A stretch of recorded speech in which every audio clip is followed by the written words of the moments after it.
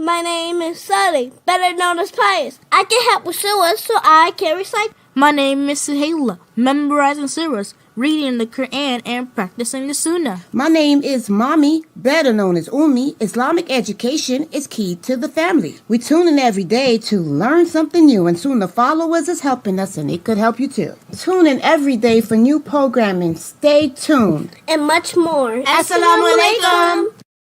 Wake up in the morning, hands and feet get wet. Get wet. Get wet.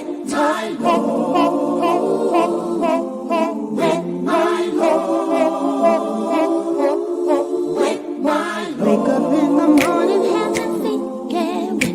Getting ready for our conversation, deep and in depth. Obligations are serious and need to be met. So I prepare so I won't forget.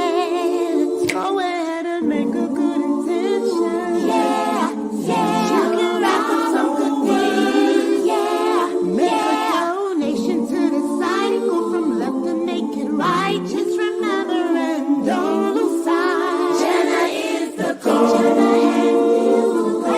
Jannah is the goal. Jannah is the goal. Hey, I got a couple questions for y'all. The first one, who is your Lord? What is your religion? Who is your prophet? Now, I know this sounds crazy, but if you're one of those people that have been trying to get information and you come across this, or even this. All right, take a listen. Assalamu alaikum. I am Sister Laila Nasheeba, the Managing Director and founder of Sunnah Followers Online Islamic University. As you know, we have classes every day beginning at 6 p.m. Eastern Standard Time. And we cover everything from Aqidah, which is your belief system, to Seerah, which are the stories of the Prophet, Sallallahu Alaihi Wasallam, the story of the companions. Please join us every day beginning at 6 p.m. Eastern Standard Time. And we are broadcasting and streaming live on Facebook, YouTube, LinkedIn, DLive, Trovo, and Twitch. Assalamu alaikum wa rahmatullah.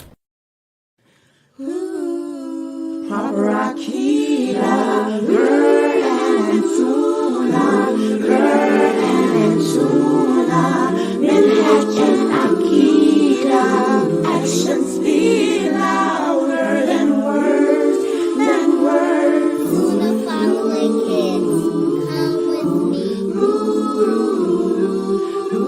Gotta work hard to get to heaven.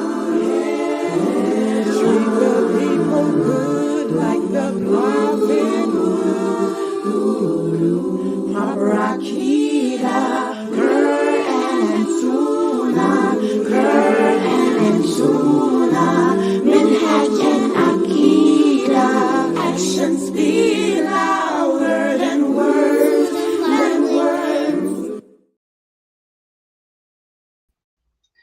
Ina alhamdulillah, wa salat, wa salam ala wa rasulullah. I'd like to welcome everyone to the Sunnah Followers Kids program. And this program is not just for kids, it's also for our new shahadas too, because the books that we're studying from are not written for kids, but it just shows how Islam appeals to the heart of any human being who is sincere in their belief in Allah. And mashallah, tonight we're going to be discussing something that's very important for all of us as Muslims, and that is to understand the importance of the Muslim family. The Muslim family. Let me write that down. The importance of the Muslim family, especially living in the era in which we are living today. You know, we're living in the days of calamities. You turn on the news, you see a lot of bad things are happening in the world. You know, Allah has sent war. Allah has sent fire. Allah has sent hail, storms, snow. Allah has sent earthquakes. Allah has sent so many calamities to the world, and especially to the part of the world where the Muslims live. And those calamities, I want everyone listening to me to remember, whatever happens on this planet, either whether it's good or bad, it comes from Allah. And this is something that many adults don't understand. Muslims today, when they are faced with hardships and calamities, instead of them realizing that this is a call from Allah, a call from Allah for you to check yourself, to see you're doing that you shouldn't be doing. Instead of the Muslims today doing that, they're pointing the finger at man. They're putting the power and might of Allah in the hands of man. They're blaming Israel. They're blaming Trump. They're blaming a non-Muslim men of power and affluence in the world, you know, for what Allah is doing. You know, Allah is in control, guys.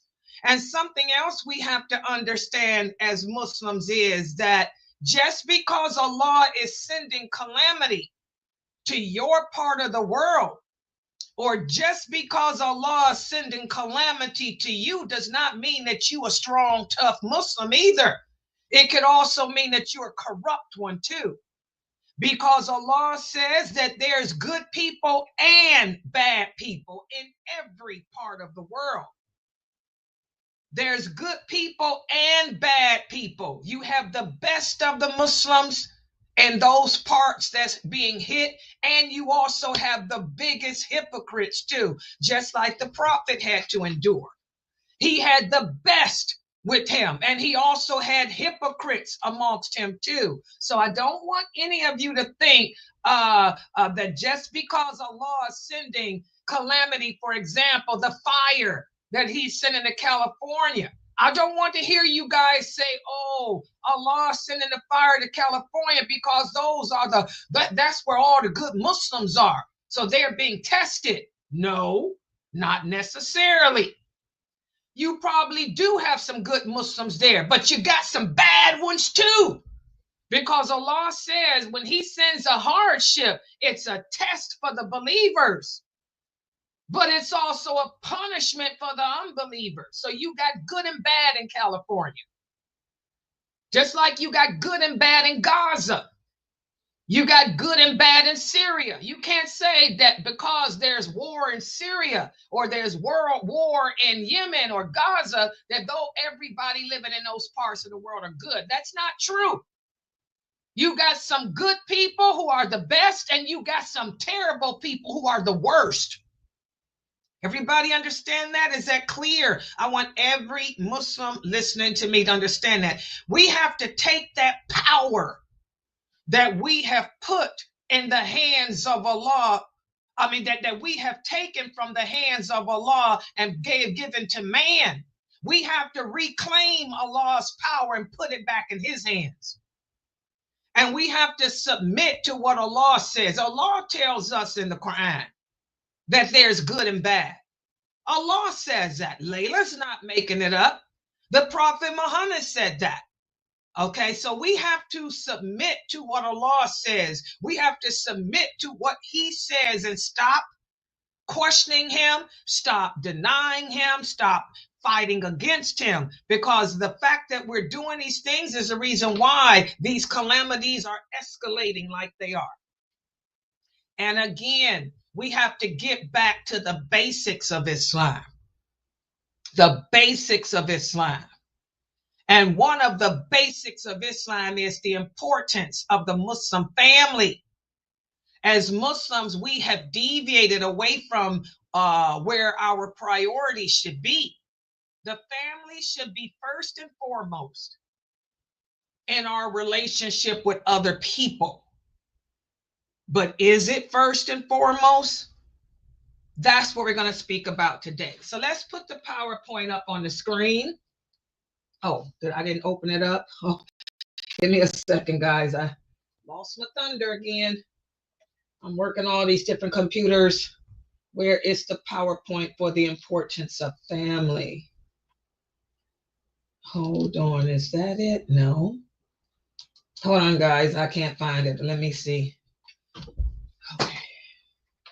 That's not the PowerPoint. And here it is. I found it. I got so much on my desktop. Man, on this laptop, I can't see anything. I need to clean my desktop, my laptop up. Okay, so let's try it again. Let's put the PowerPoint up on the screen.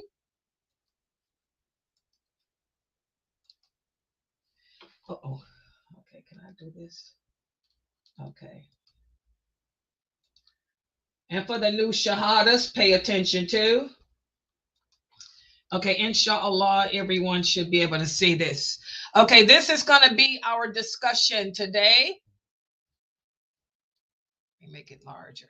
We're going to speak about the importance of the family. The importance of the family in Islam, because many of us have deviated away from what Allah details to be the importance of the family. And we've adapted the thinking of the non-believers. So let's see what we're going to speak about today in this book. First of all, in Islam, children hold a special place within the family structure. Just as your parents have rights over you, as children, you have rights over them. You have the right, first of all, to be named a beautiful name. That was the first right you had when you came into this world. Your parents should have given you a beautiful name.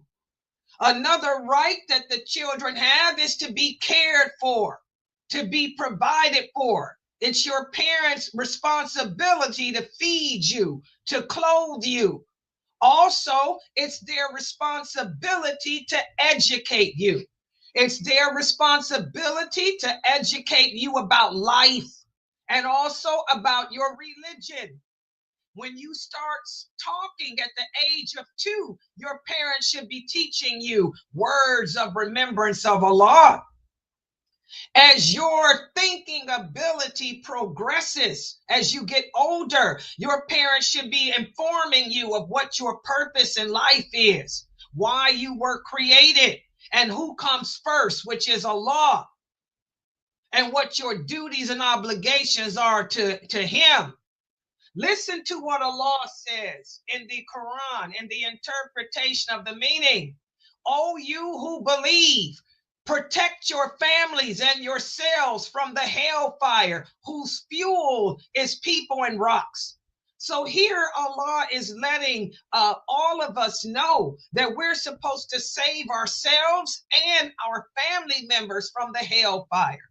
When you come into this world, it's your parents' responsibility to light the fitra in your heart and to keep it burning, to teach you the things that Allah said to stay away from, to teach you the things that Allah encouraged us to do to get closer to Him. So this verse of the Quran emphasizes the duty of the parents to protect and guide the children, both spiritually and also to protect you physically from the harms of this world. And also, as you all know, your parents have rights over you too. You have to respect your parents, obey your parents as long as they're not telling you to do something against what Allah says. You have to show gratitude towards your parents. Be patient with your parents. Don't talk back to them. Don't curse them. Don't treat them in a bad way. Listen to what the Prophet sallallahu alaihi wasallam said. He said, he is not one of us. The person who does not show mercy to the young and respect to the old is not one of us. So, this hadith highlights the importance of not only the parents treating you with love, respect, and compassion, but you too treating them that same way. And it's the parents' job to teach you this. When you turn 2 years old and start talking, they should teach you good manners, good etiquette, and all of that. But does this happen a lot? No. Unfortunately, most of us live in a society. We live in the West. We live in America. We live in Australia. We live in the United Kingdom and other European countries. You know, our societies are not conductive to what Allah says. We live in a society, you know, that puts emphasis on things other than family, other than religion. The life of this world promotes ideologies that go against and challenge our Islamic principles.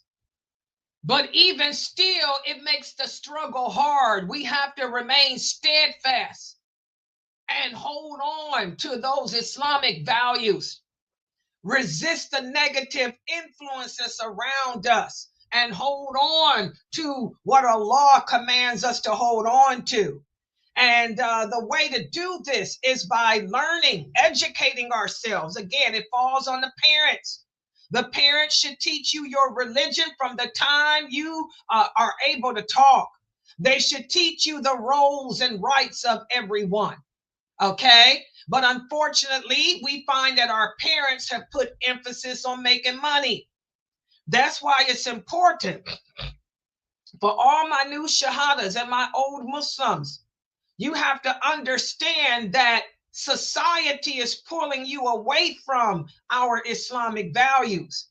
It's not about going to school, getting a degree, and going out, getting a job like a man. You know, making the workforce your priority. Your priority should be your family. You should be thinking about the children that you may have. You don't want to consign yourself to a desk for the rest of your life. And your children, if you ever marry, your children grow up not learning anything from you about their Islamic heritage. So we have to put the priority back where it should be, which is on family and Islam. Allah has told us what the roles of the family members are. You women, you young girls, instead of being desperate, you need to follow the rules of Islam and allow your guardians to look for husbands for you who can provide for you and maintain you so you don't have to work, so you can be at home to educate yourself about this religion and in turn teach your children from the time they're 2 years old up. But we've deviated away from that, unfortunately. Again, personal desires and individualism, that's the emphasis around us. Everybody wants to be, a professional. Everybody wants a job, a career. Everybody wants to appeal to their desires. My desire is to make money. My desire is to do this. I'll put marriage, I'll put relationship with a husband and wife and children off to the side. That's the dunya. That's the dunya calling to those who don't believe in Allah or who are weak in their belief. We cannot allow the life of this world to destroy us, to take us away from our goals, take us away from our mission in life. We have to understand and fulfill the rights and responsibilities of husbands, wives, parents, and children as outlined in the Quran, as outlined in the Hadiths. And by doing this, we protect ourselves from that hellfire, as Allah said. And in turn, we protect our children. I am not saying there's nothing wrong with having a career. Have a career, but don't make it the priority. The priority is the family. You can be a doctor and still do your role as a wife and as a husband. Okay? Balance. It's all about balance. You can work as a nurse and still fulfill your obligations at home with your children. Okay? Balance. Balance. That's what Islam is all about. So, this is the question. that I want everyone to ponder and give me an answer. Since we as a nation have tended to deviate away from the importance of family, and as a result, our children are growing up not knowing their religion. We have a high apostasy rate amongst Muslim youth. They end up in drugs, sex, alcohol. The parents are distant from us. What is something that you can do to better your relationship with your parents, your siblings right now? And let's see if everyone can give us an answer. Brother Corday, you can start us off.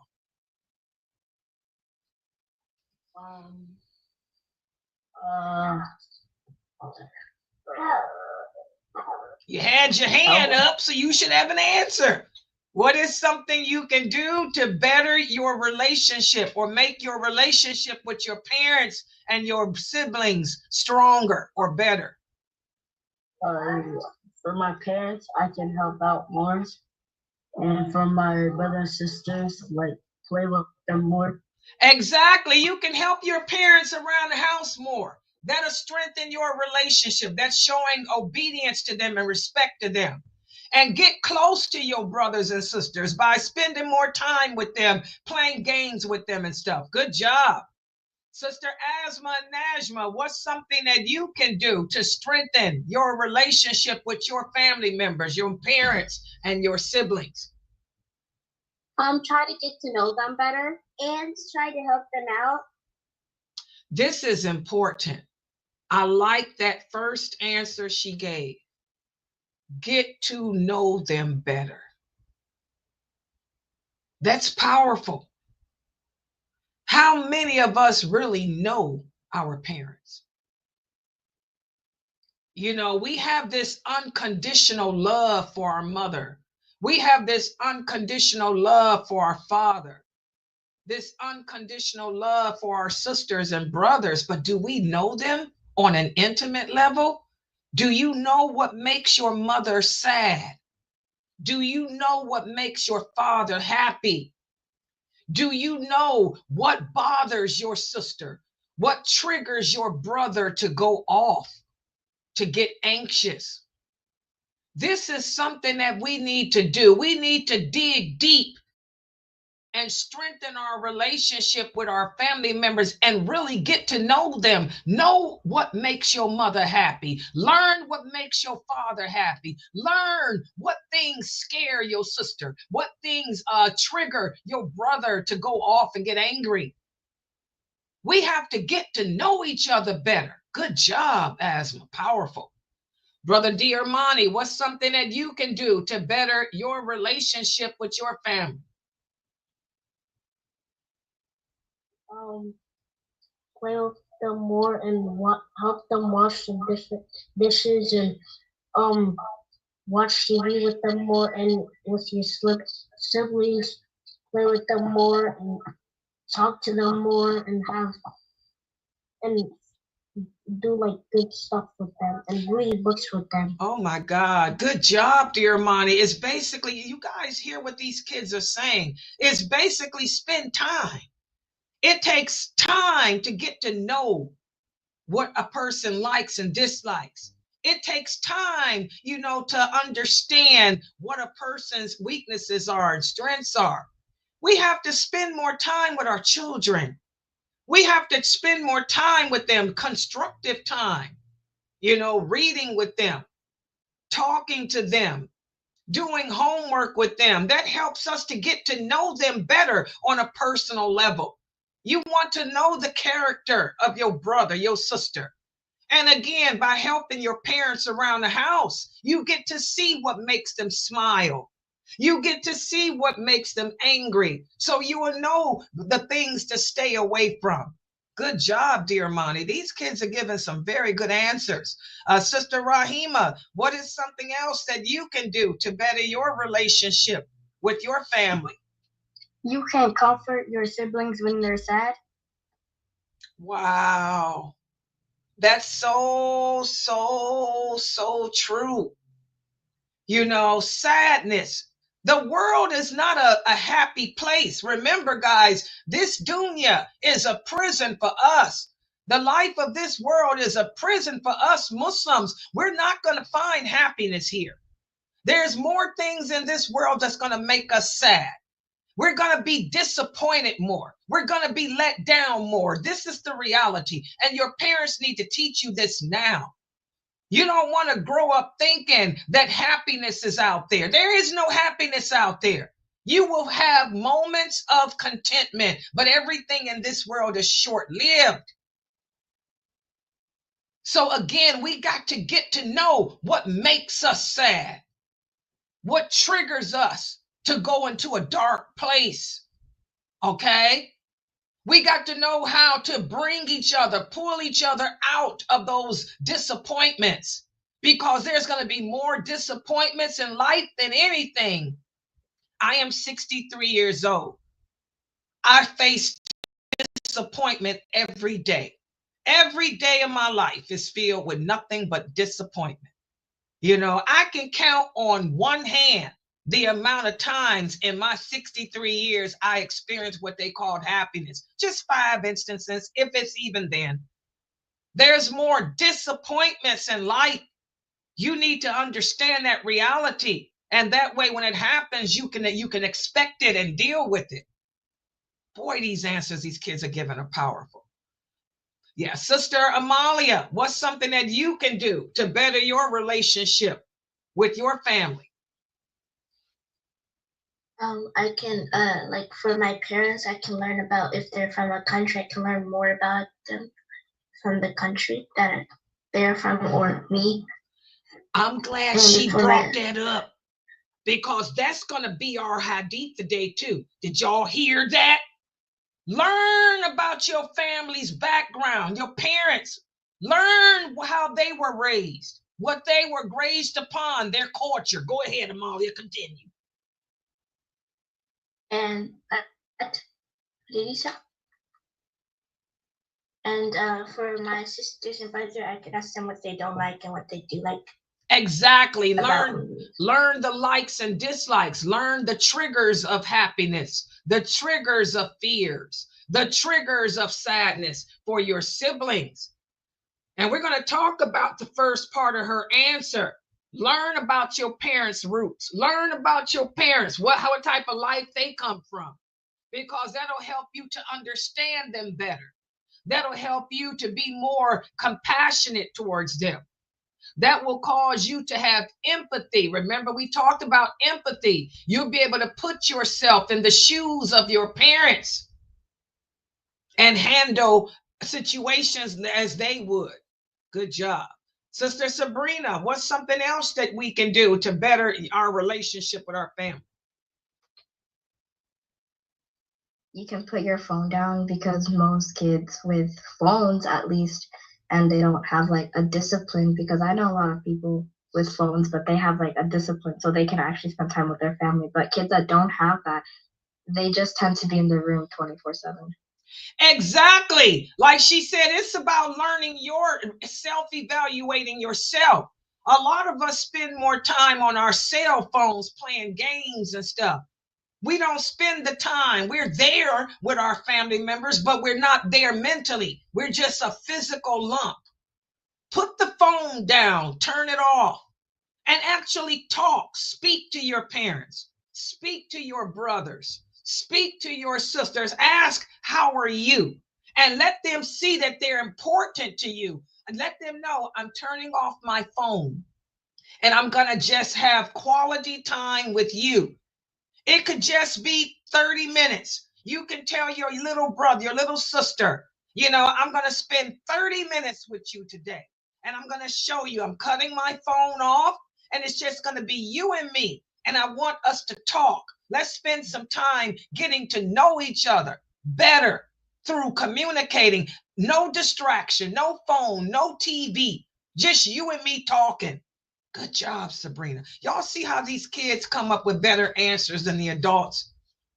Because the kids are speaking from their heart. Their fitra is lit.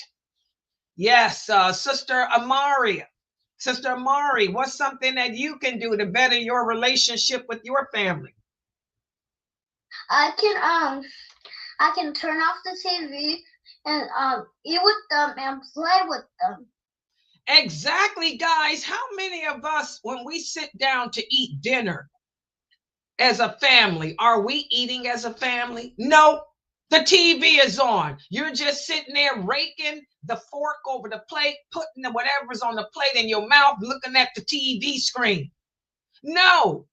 You know, why don't we turn that television off at dinner time? And we're going to sit there and actually taste the food that your mother made for you. That way you can enjoy whatever the dinner is that your parents have made for you. And you can say, wow, this steak is good. Wow, this spaghetti is really good. I never realized how good this food is. And then we can make conversations with each other. How was your day, Mom? How was your day at work, Dad? And then you can ask your brother and sister, you know, was your classes in school? Is there something you need help with? You know, turn off the distractions. Good job, Brother Mukhtar, Isra's kids. What are some things you can do to better your relationship with your family? You can protect one another and love each other and no matter what. Exactly. Show more affection. Remember the hadith of the prophet. The prophet used to kiss his children, hug his kids, and play with them.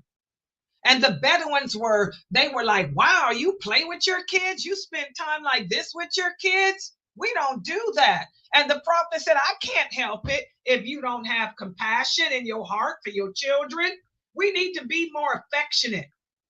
Wait a minute, hold on. I'm starting up my car so it can, hold on, guys. My car needs to heat up so I can go take out my garbage after the class. Let me start it from my cell phone.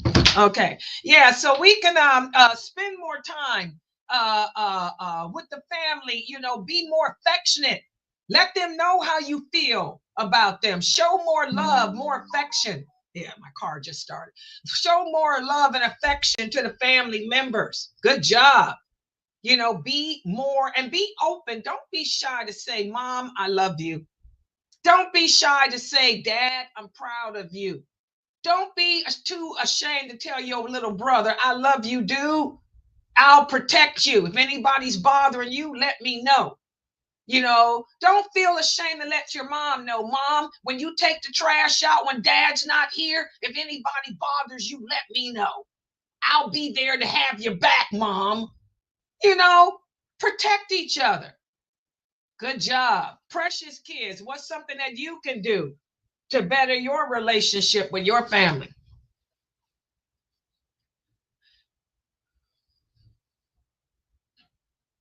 Ali, is that you? Lucius?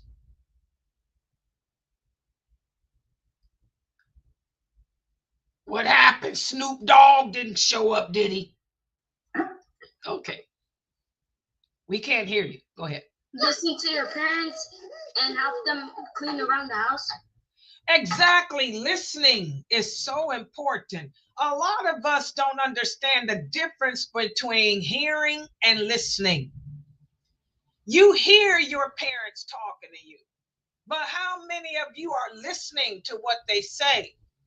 I heard you, Mom. Your mom tells you to take the garbage out and sweep the porch. I heard you, but did you listen?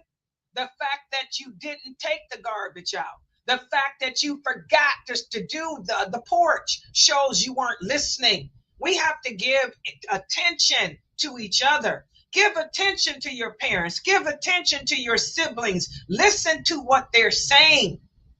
Subhanallah. Okay, the last answer. Go ahead, Sister Amira. What's something? Oh, yeah, wait, I forgot. We got the Precious got 10 kids. Yeah, go ahead. Go ahead, baby. Pay attention and don't talk back to your parents. That's a big one.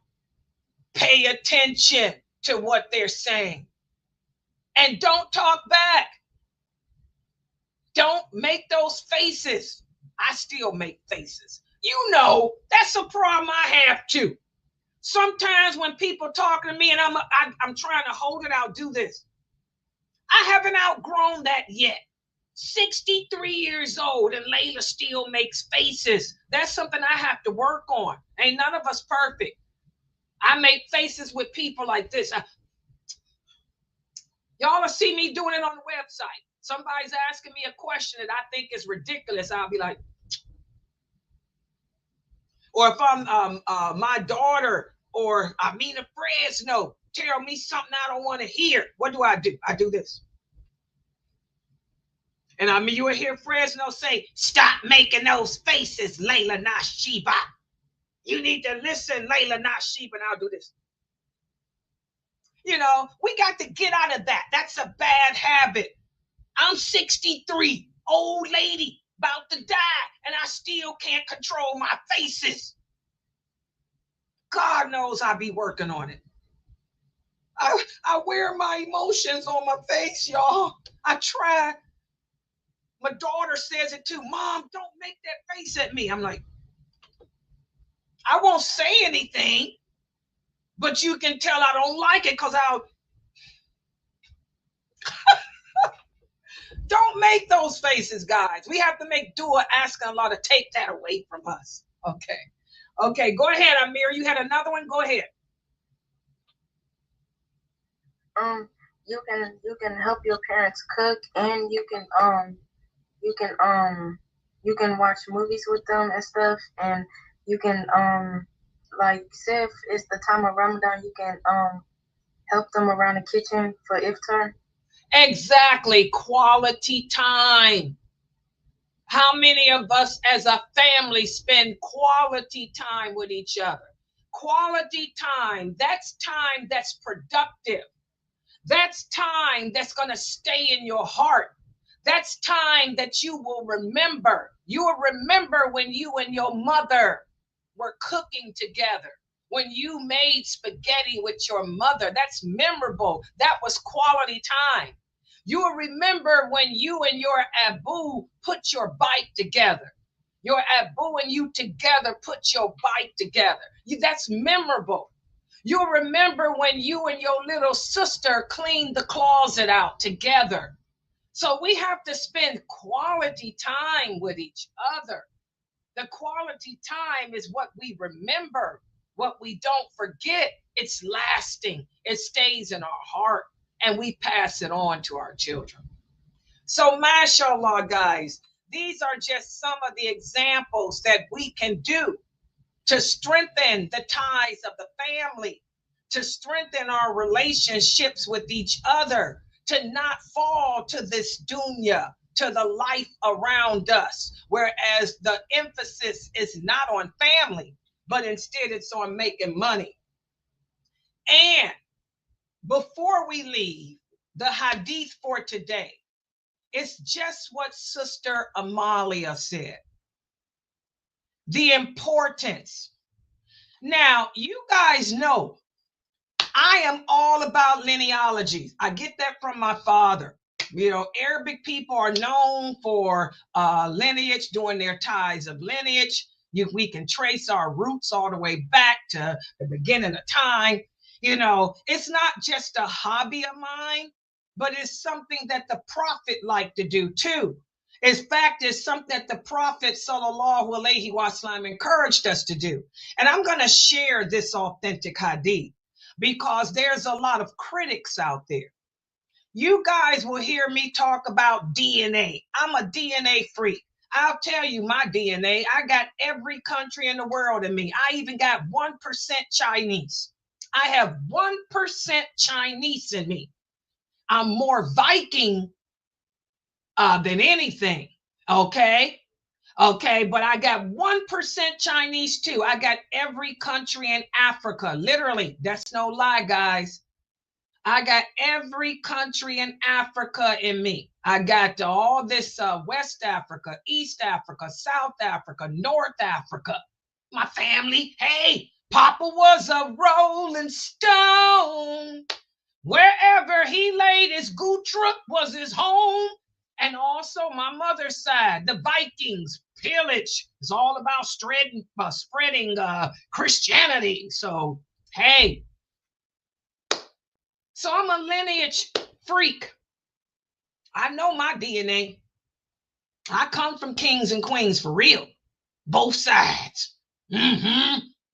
How many of the rest of you know your DNA? Well, a lot of people critique me. They say, oh, Sister Layla's always talking about her lineage. Well, I want y'all to ponder this reality. The Prophet, sallallahu alaihi wasallam, said, learn your lineage. This hadith is authentic. Learn your lineage. Learn your lineages to solidify, because learning your lineage solidifies your family ties. And keeping the family ties causes love amongst the kinship. And love amongst the kinship increases your wealth. And it increases your lifespan. So our Prophet Muhammad sallallahu alaihi wasallam encouraged us to learn your roots, learn your lineage. This hadith is authentic.